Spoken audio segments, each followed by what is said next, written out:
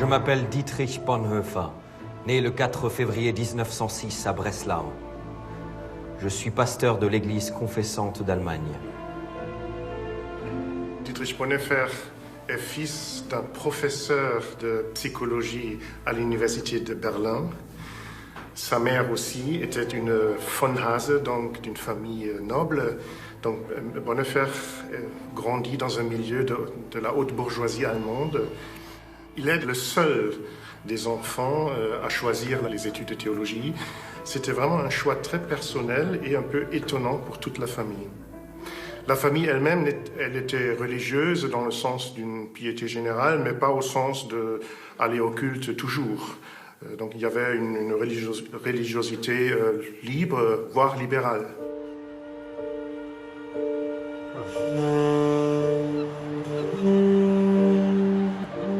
Il est déjà docteur en théologie, mais il a 24-25 ans, donc il est encore très jeune. C'est presque encore un voyage d'étudiant. Donc d'abord, il découvre un autre monde de façon générale. C'est la première fois qu'il traverse l'Atlantique. Et puis, ce qui l'a beaucoup marqué, ce sont les églises noires à Haarlem. Et il a été beaucoup impressionné par la vie de la paroisse. Il a découvert aussi le social gospel. Et il s'est beaucoup intéressé à des questions sociales, de pauvreté. Et là, déjà, il cherchait des réponses de l'Église chrétienne face à ces problèmes et ces questions sociétales.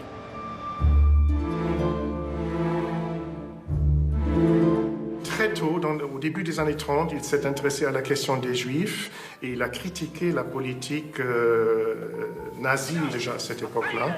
En 1933, déjà, il a donné une conférence sur la notion même de Führer et il a été coupé à la radio au milieu de cette conférence.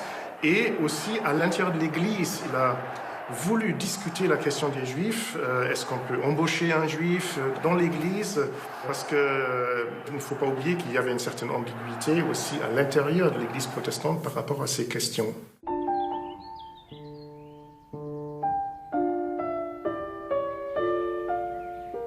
Je serais vraiment intérieurement au clair et sincère si je commençais à prendre au sérieux le sermon sur la montagne.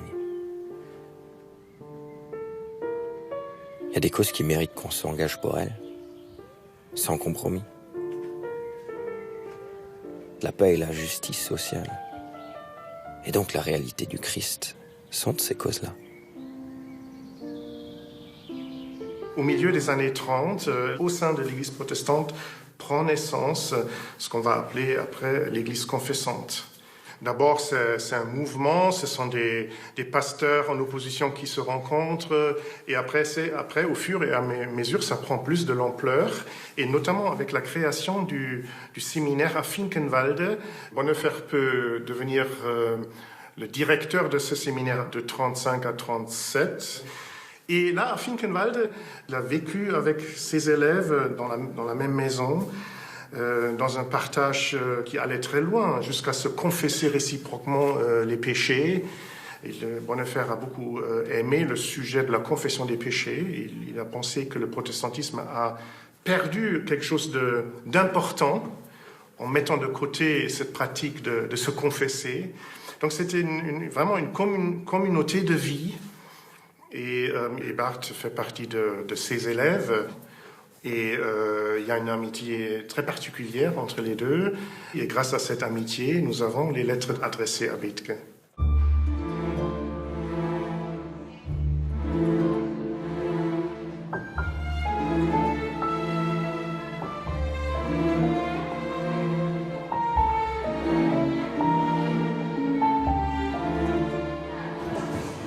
Je me suis même permis de jouer aux touristes à New York. N'empêche, pour être là où il en est, le régime national-socialiste a revêtu des habits d'une relative justice historique et sociale. Et c'est ainsi que Hitler a pu bénéficier d'un soutien moral à sa prétention d'être l'envoyé de Dieu pour exécuter une œuvre de justice sociale et historique. Seul un petit nombre d'entre nous est capable de reconnaître là Satan, déguisé en ange de lumière. Les chrétiens d'Allemagne vont être posés devant l'alternative terrible de soit souhaiter la défaite de leur pays et sauver ainsi la civilisation chrétienne, soit de souhaiter la victoire de leur nation et provoquer ainsi la destruction de notre civilisation.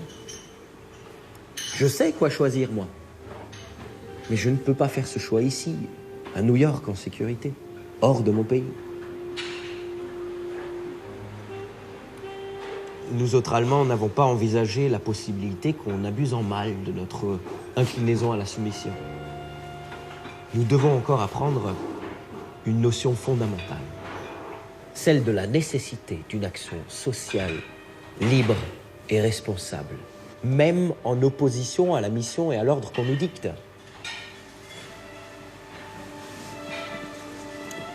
Je vais devoir y aller. À bientôt. Je pense que ça, c'est un des moments les plus décisifs dans la vie de Bonhoeffer. Il y a une vraie lutte spirituelle qui dure quelques semaines. Et je pense qu'il est arrivé en juin et il quitte en juillet avec le dernier bateau vers l'Allemagne.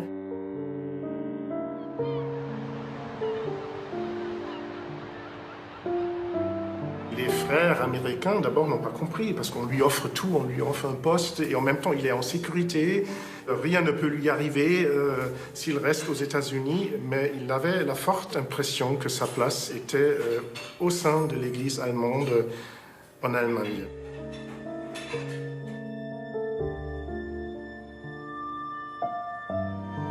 J'ai été recruté par les services secrets en 1940. Mes relations œcuméniques me permettaient de faire connaître l'opposition à Hitler aux Alliés. C'est très tôt après son retour qu'il contacte ce réseau de la résistance allemande autour du général Canaris, qui est dans l'Abwehr, dans le contre-espionnage allemand, et à travers aussi d'autres liens. Donc son beau-frère était aussi dans le même cercle. Et c'est vrai que pour Bonhoeffer, c'était une décision éthique difficile. Il écrit dans son éthique que ce sont des cas limites. Et bien évidemment, il pense déjà à l'attentat contre Hitler, qui est une transgression du commandement « tu ne tueras point ».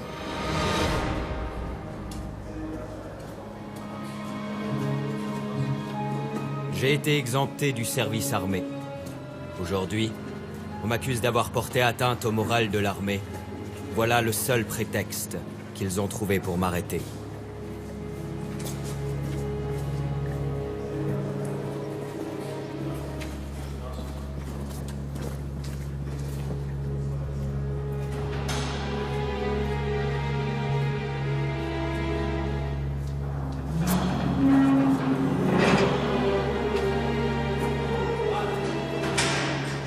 Bonhoeffer dit un chrétien responsable est prêt d'assumer une certaine culpabilité pour autrui.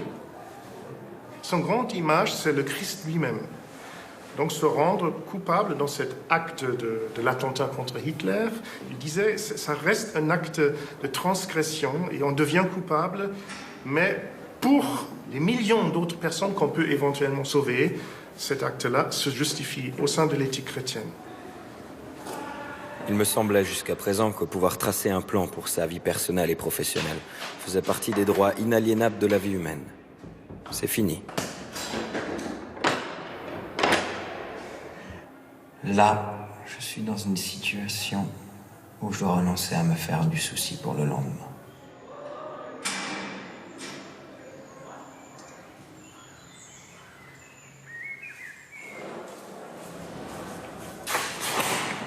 Bonhoeffer.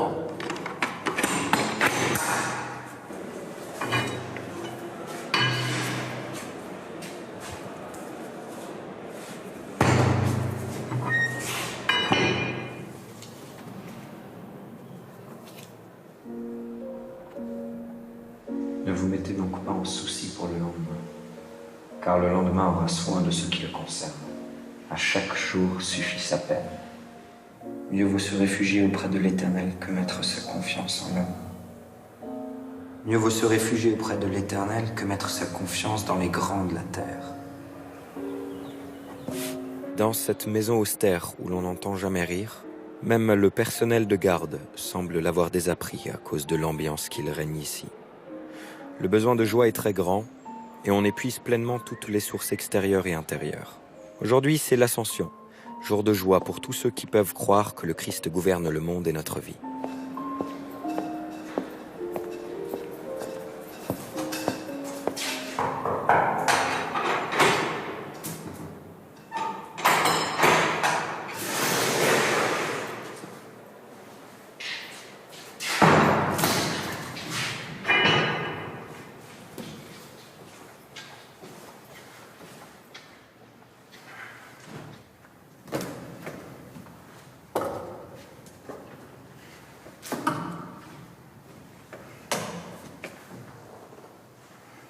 La question de savoir ce qu'est le christianisme et qui est le Christ pour nous aujourd'hui, en réalité, me préoccupe constamment. Le temps où l'on pouvait tout dire aux hommes par des paroles théologiques ou pieuses est passé, comme le temps de l'intériorité et de la conscience, c'est-à-dire le temps de la religion en général. Nous allons au-devant d'une époque totalement non religieuse. Comment le Christ peut-il devenir le Seigneur des non-religieux aussi? Y a-t-il des chrétiens sans religion? Si la religion n'est qu'un vêtement du christianisme, ce vêtement lui-même a changé d'aspect à différentes époques. Qu'est donc un christianisme non religieux? Bonhoeffer fait la différence entre la religion et la foi chrétienne. Et il a l'impression que la religion, depuis des siècles, est marquée par une certaine compréhension de la transcendance de Dieu qui place Dieu à certains endroits. Il est dans l'au-delà, ou pire encore, il est dans certains trous de notre connaissance et de nos capacités. Dieu est une sorte de bouche-trou. Donc on fait toujours appel à Dieu là où ça ne va plus sur le plan humain, soit où la connaissance manque, soit où les moyens manquent. Dieu est là pour combler les différentes lacunes de la vie humaine, la faute, la faiblesse, la peur, etc. Et il souhaite que la foi chrétienne se débarrasse de tout cela. Et il pense que c'est nécessaire à cause de la sécularisation. Déjà, lui, dans les années 40, il vit dans un monde marqué par la sécularisation. L'homme devient de plus en plus maître de sa vie. La connaissance augmente. On a d'une certaine manière de moins en moins besoin de ce Dieu bouche-trou. Et Bonhoeffer dit... la foi vivante, c'est toujours la vie pour autrui, comme, une fois de plus, le Christ a vécu pour autrui. Donc, toi et ton salut éternel, ce n'est pas le vrai problème. Le Christ et la foi chrétienne t'invitent à vivre ici et maintenant et d'être là pour autrui.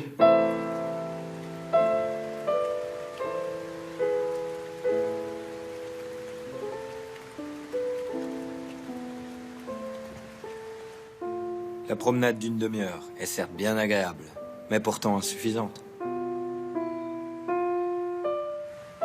Depuis que j'ai fait l'expérience de la guerre, j'ose à peine avouer mon désir que la mort ne me frappe pas par hasard, subitement à l'écart de l'essentiel, mais dans la plénitude de la vie et pleinement engagée.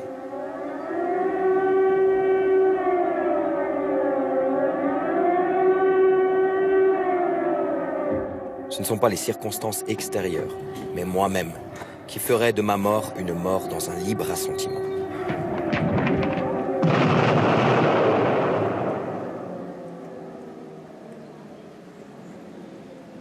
En cellule, on apprend presque tout naturellement à se distancier des événements et des agitations de la journée. Il était plutôt un peu retenu, il ne voulait pas trop parler des choses personnelles, mais parfois, bien sûr, il s'ouvre, et notamment dans ses lettres à Bethke. Cher Eberhard, après de si longs mois sans culture, sans confession et sainte scène, et sans consolation fraternelle, sois mon pasteur, une fois de plus, comme tu l'as été si souvent, et écoute-moi. Les 12 premiers jours pendant lesquels j'étais isolé et traité en grand criminel, les psaumes et l'Apocalypse se sont avérés d'un secours insoupçonné. J'ai été gardé pendant toutes ces journées de toute tentation grave. Tu es le seul à savoir que la mélancolie et la tristesse, avec leurs conséquences menaçantes, m'ont souvent tendu un piège. Mais dès le début, je me suis dit que je ne ferais ce plaisir ni aux hommes, ni au diable, qu'ils s'en chargent eux-mêmes s'ils le désirent. et j'espère pouvoir toujours tenir bon. Il avait des phases peut-être dépressives. Il y a même un petit texte où il parle de suicide. En tout cas, cette pensée l'a traversé. Et oui, je pense qu'il a eu des moments vraiment de tristesse, de mélancolie ou de acédia en latin. C'est vrai que c'est plus que la tristesse, c'est un désespoir profond. Et d'ailleurs, ça figure parmi les péchés dans la tradition de l'Église parce que désespérer, ce n'est pas suffisamment croire en Dieu. Mais Bonhoeffer l'utilise ici pour dire tout simplement jusqu'où va cette détresse profonde qui le marque.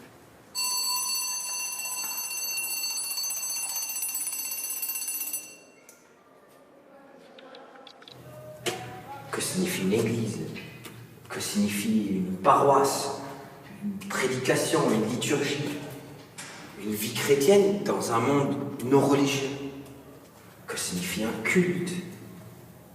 Une prière dans un monde sans religion? Et les remarques de Bonhoeffer sont posées sous forme de questions. Il ne donne pas forcément les réponses. Mais une chose est claire, il souhaite que... La phrase clé qui m'impressionne le plus, c'est qu'il dit à un certain moment « Il faut vivre dans ce monde et si Deus non daretur » comme si Dieu n'existait pas, et cela devant Dieu. L'homme moderne, il peut mener sa vie de façon intelligente et de façon responsable. Il doit aussi régler ses problèmes avec son intelligence, donc un peu comme si Dieu n'existait pas. Mais en tout cela et au milieu de la vie, il vit devant Dieu. Dieu nous fait savoir qu'il faut vivre comme des êtres qui parviennent à vivre sans Dieu. Dieu sur la croix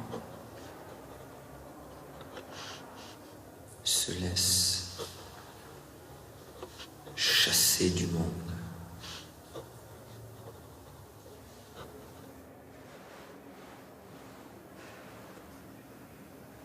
Je pense qu'il n'aime pas une foi trop spirituelle, c'est-à-dire une foi des idées. Et il se peut que le signe de la croix est pour lui un geste corporel, ne pas seulement prier avec l'intellect, avec des mots, mais prier aussi dans les gestes. Et dans ce sens-là, ça colle parfaitement avec sa théologie, parce qu'il fait l'éloge du corps, du corporel, et d'une existence complète, holistique, si je puis dire, de l'être humain.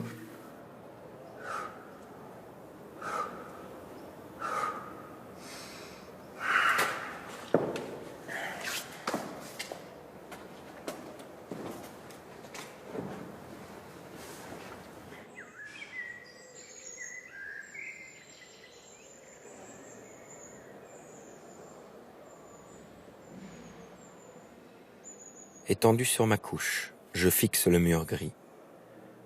Dehors, un soir d'été qui ne sait rien de moi, chante dans la campagne. Dors un peu. Dehors, peuple, maison, esprit et cœur sont enflammés, jusqu'à ce que passe la nuit rouge sang et que se lève ton jour. Tiens ferme.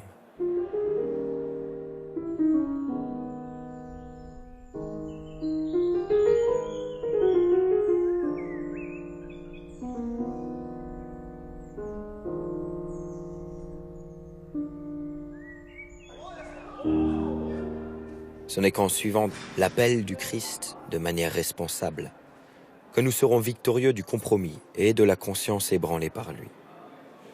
Le lieu de ma responsabilité est donc défini par l'appel que le Christ m'adresse. Bonhoeffer, parloir.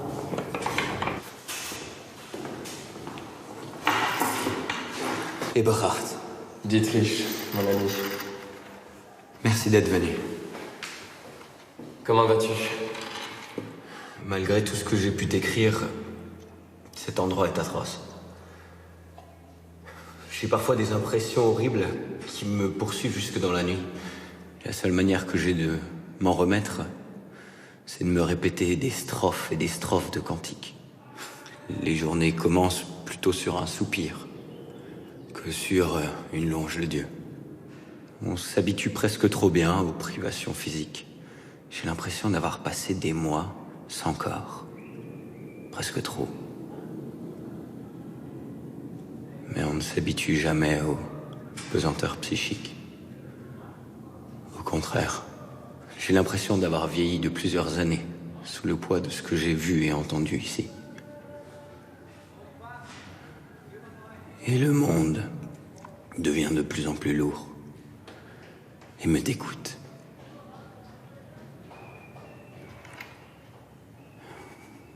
Je me pose de plus en plus souvent la question de qui je suis en réalité.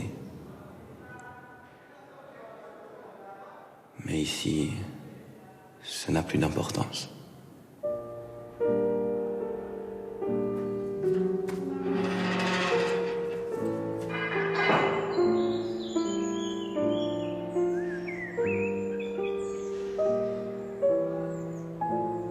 Je dois te dire que la communauté de table me manque beaucoup.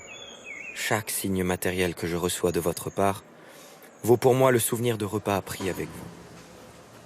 Dernièrement, j'ai ressenti tout naturellement comme une aide de faire le signe de la croix lors de la prière du matin et du soir, selon le précepte de Luther. Il y a dans ce signe quelque chose d'objectif. Ne t'effraie pas, je ne sortirai certainement pas d'ici en homme pieux. Ma méfiance et ma peur de la religiosité sont devenues ici plus grandes que jamais.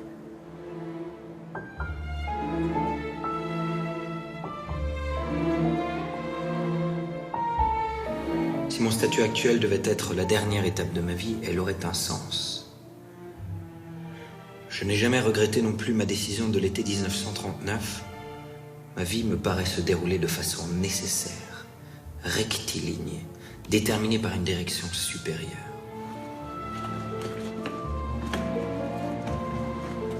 Je continue de faire cette expérience, que c'est en vivant pleinement dans l'horizon terrestre de la vie qu'on parvient à croire. Quand on a renoncé complètement à faire quelque chose de soi-même, alors on se met pleinement entre les mains de Dieu. On prend au sérieux non ses propres souffrances, mais celles de Dieu dans le monde. On veille avec le Christ à Gethsémani. Et je pense que c'est cela, la foi. Bonhoeffer a sans doute beaucoup prié dans sa vie, mais pas de façon, si je reprends l'adjectif religieuse, comme une œuvre, comme quelque chose qu'il faut faire. Je pense que c'était un besoin vital de sa personne. Donc, une piété profonde avec la prière, mais de façon libre, sans devenir une loi.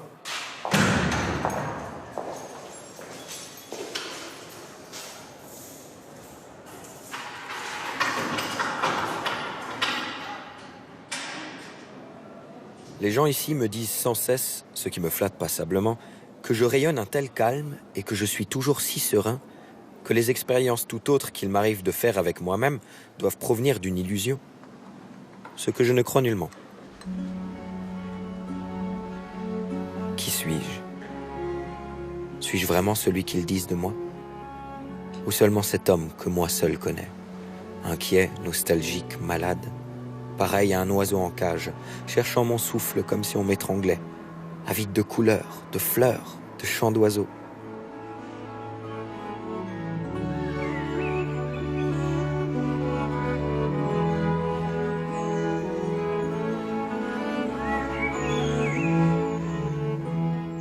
Nous ne savons pas toujours qui nous sommes. Et parfois, il est difficile d'être véridique avec soi-même, ou de se connaître soi-même. Et ces deux côtés dans la vie de Bonhoeffer, ce côté de celui qui est sûr de soi, qui arrive à faire des discours intelligents et percutants, qui maîtrise la situation, même en prison, et l'autre côté, cet homme désespéré qui aspire aux plantes, à la lumière, qui désespère totalement, sont deux faces d'une même personne, et Bonhoeffer lui-même ne sait plus qui il est. Qui suis-je? Celui-là ou celui-ci? Aujourd'hui cet homme et demain cet autre? Suis-je les deux à la fois? Un hypocrite devant les hommes et devant moi un faible, méprisable et piteux. Il ne sait pas choisir, il ne sait pas quoi faire avec ces deux regards sur sa vie.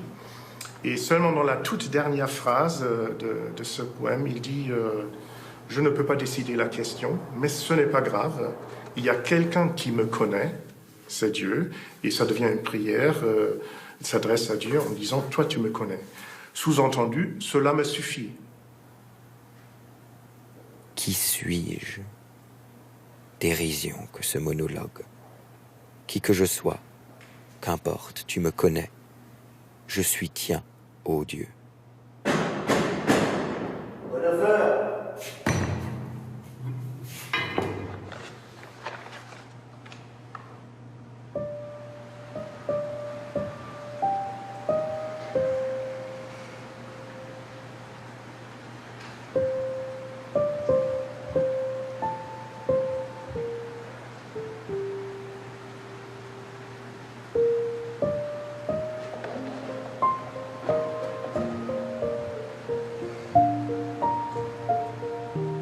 La dernière question que me pose ma responsabilité n'est pas de savoir comment je me tirerai d'affaire héroïquement, mais comment la génération à venir pourra continuer à vivre. Nous avons appris trop tard que ce n'était pas la pensée, mais la détermination à assumer nos responsabilités qui est la cheville ouvrière de l'action. C'est la fin pour moi, le commencement de la vie.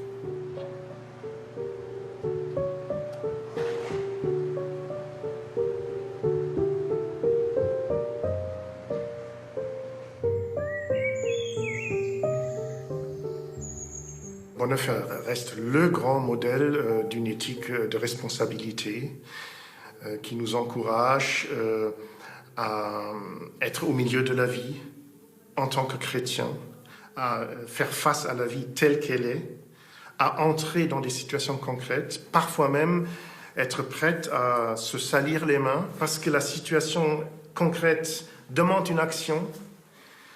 Et en faisant tout cela, être très profondément enraciné dans la foi chrétienne, dans la confiance en Dieu. Je pense que c'est une vision très moderne de la foi chrétienne et aussi de l'éthique chrétienne, qui ose agir, qui ose entrer dans les conflits de ce monde. Blême et grise, la première lueur du matin glisse à travers ma fenêtre. Un brillant jour d'été, que peut-il m'apporter ? Et voici que j'entends dehors des pas furtifs qui se hâtent. Ils s'arrêtent soudain tout près.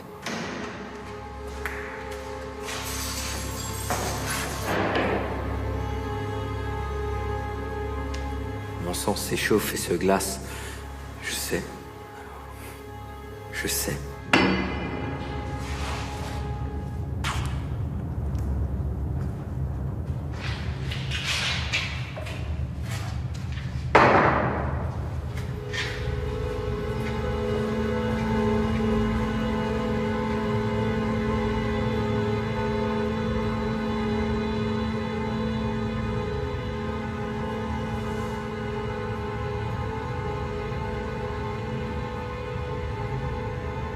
Frère, si pour moi le soleil s'efface, toi, prends ma place.